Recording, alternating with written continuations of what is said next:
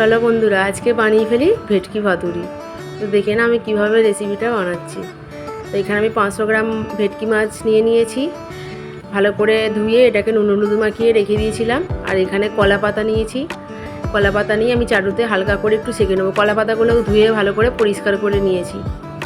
এবার এগুলোকে আমি চাটুতে সব সেঁকে নেবো, না হলে এটা যখন আমি মাছটা এটা দিয়ে করব তখন পাতাগুলো না হলে ভেঙে যেতে পারে। একটু চাটুতে সেঁকে নিলে আর হবে না এটা।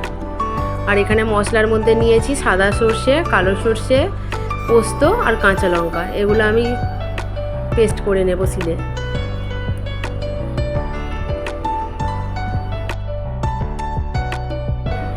তো মশলাটা আমার পেস্ট হয়ে গেছে। এবার এটা আমি একটু টক দই দিয়ে দেব, আর একটু হলুদ দিয়ে দেব,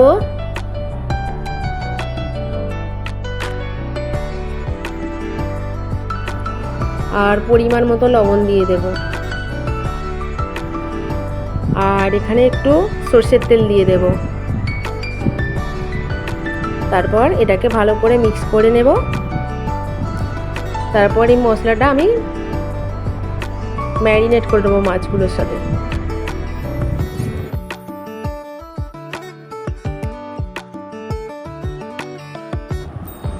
এবার মাছগুলোর সাথে এটা আমি ম্যারিনেট করে দেবো। মশলাটা পুরো ম্যারিনেট করে কিছুক্ষণের জন্য আমি ঢাকা দিয়ে রেখে দেবো, আধ ঘন্টার মতো।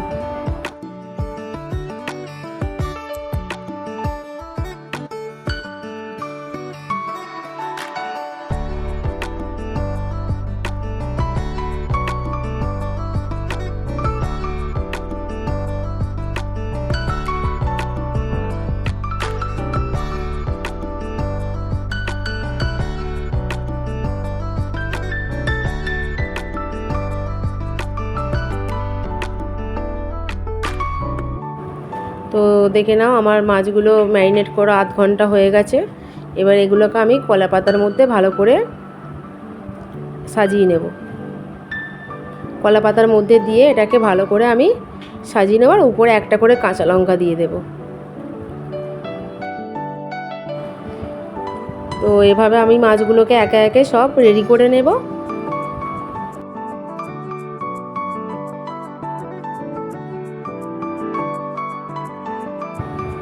তো দেখে নাও আমি কীরকমভাবে মাছটা রেডি করছি।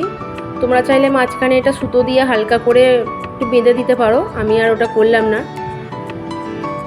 তাহলে আর খুলে যাওয়ার ভয় থাকবে না। তো আমি এরকমভাবে মাছগুলো আস্তে আস্তে করে সেঁকে নেবো সব দুটো দিক।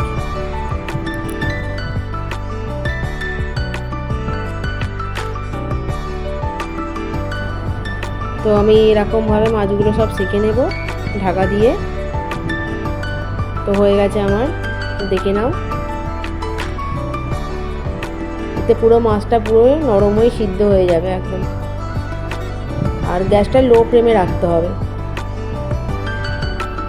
নাহলে বেশি পুড়ে যাবে। তো আমার রেডি হয়ে গেছে ভেটকি পাতুরি। তো আমার ফ্যামিলিতে এই রেসিপিটা সবাই খুব পছন্দ করে।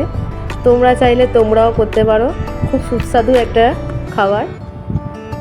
আর আমার ভিডিওটা পছন্দ হলে লাইক কমেন্ট করে দিও। আবার দেখা হবে অন্য একটা ভিডিওতে। টাটা।